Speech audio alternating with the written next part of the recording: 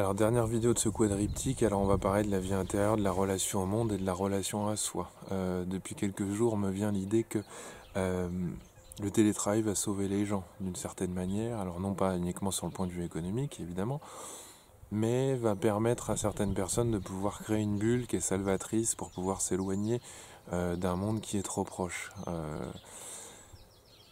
Quand on se met en couple, l'idée n'est pas de vivre 24 heures sur 24. Et de la même manière, quand on fait des enfants, on est content de les avoir, on est content de leur dire au revoir pour pouvoir les retrouver par la suite.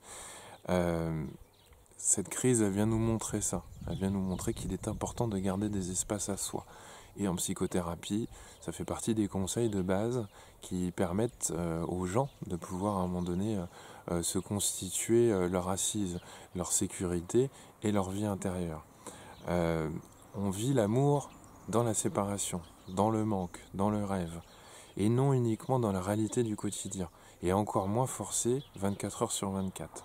Il semblerait que les divorces explosent depuis la fin du confinement en Chine, ce qui est finalement un peu étonnant.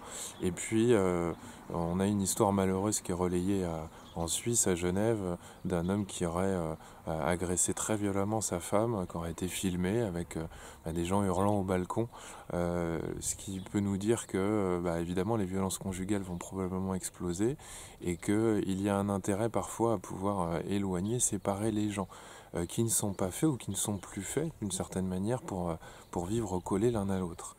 La vie intérieure est très importante et je pense que ceux qui auront du mal à vivre leur confinement nous montreront qu'ils ont quelque chose à faire par rapport à cette vie intérieure en comparaison à ceux qui vivent assez bien finalement ce confinement, en dehors des aspects matériels et de la surface qu'on peut avoir. Est-ce que je peux vivre seul? C'est une vraie question. Il m'est arrivé d'entendre des gens très paniqués qui désiraient partir pour retourner chez leurs parents, chez leurs frères, chez leurs sœurs, pour ne surtout pas se retrouver seuls ou surtout pas se retrouver uniquement avec leurs enfants. Certains ne peuvent pas rester chez soi, peut-être que certains ont peur de se retrouver avec eux-mêmes.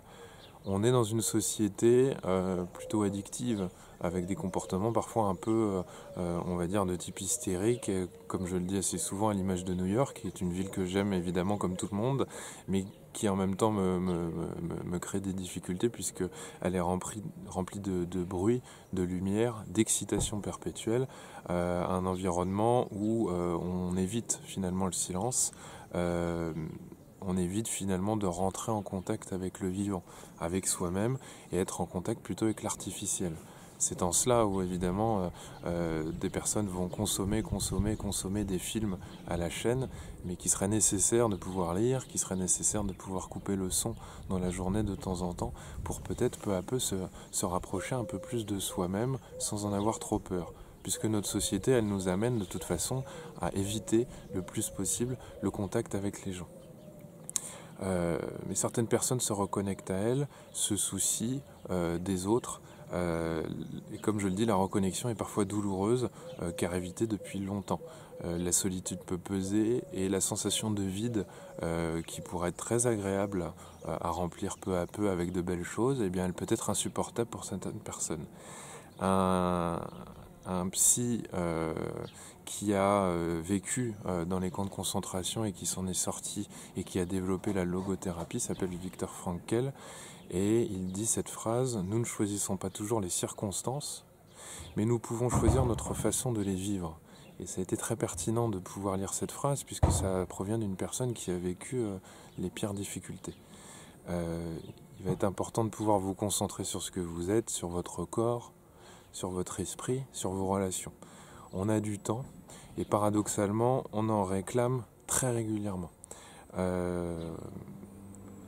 Finalement, c'est un joli paradoxe de courir après un planning qu'on décrit à chaque fois comme bien rempli. Donc là, ça va être le moment de pouvoir en faire quelque chose. Vos actions vont conditionner ce que vous vivez. Voilà, pour terminer cet ensemble de 4 vidéos, je voulais vous montrer cet arbre qui est derrière moi depuis le début, qui est de l'espèce de Ginkgo biloba, qui est le plus vieil arbre recensé dans le monde, qui est apparu il y a 270 millions d'années, 40 millions d'années avant les dinosaures, qui est le premier arbre qui a repoussé après la bombe Hiroshima au Japon. C'est le symbole de la ville de Tokyo. Un premier arbre a été planté en France en 1678 au jardin botanique de Montpellier, et en 1795 une bouture a pris au jardin des plantes, et ces deux arbres sont encore bien vivants malgré finalement toutes les difficultés que la planète a dû endurer. Voilà, je vous remercie, à bientôt, au revoir.